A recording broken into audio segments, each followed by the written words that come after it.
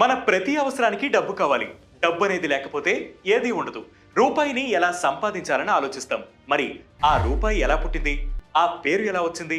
నాణేల నుంచి నోట్ల రూపంలో కరెన్సీ చలామణిలోకి ఎలా వచ్చింది? ఇప్పుడు చూద్దాం. పురాతన కాలంలో మనుషులు తమకు కావలసిన వస్తువుల్ని, తమ వద్ద ఉన్న వస్తువులు ధాన్యరాశినిచ్చి తీసుకునేవారు.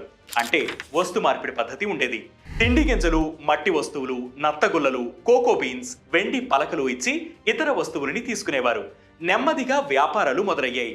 వస్తువులకు బదులుగా నాణేలు చలామణిలోకి వచ్చాయి.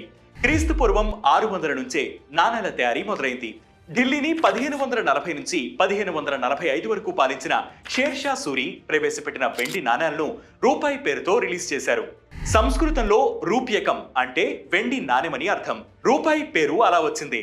అప్పట్లో రూపాయి విలువ 16 అణాలు. 1957లో దశాంక విధానం అమల్లోకి వచ్చిన తర్వాత రూపాయిని 100 నయా పైసలుగా విభజించారు.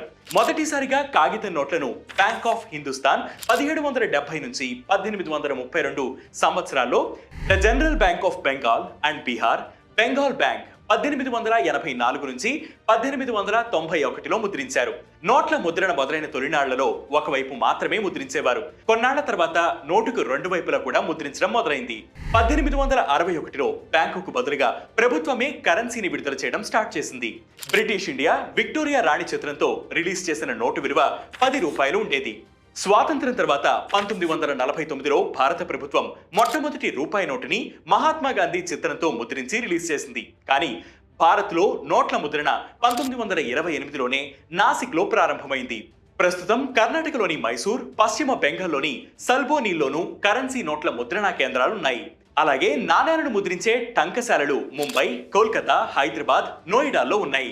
కలకత్తా మింట్ 1759లో ప్రారంభమవగా హైదరాబాద్ మింట్లో 1903లో నాణేల ముద్రణ ప్రారంభమైంది.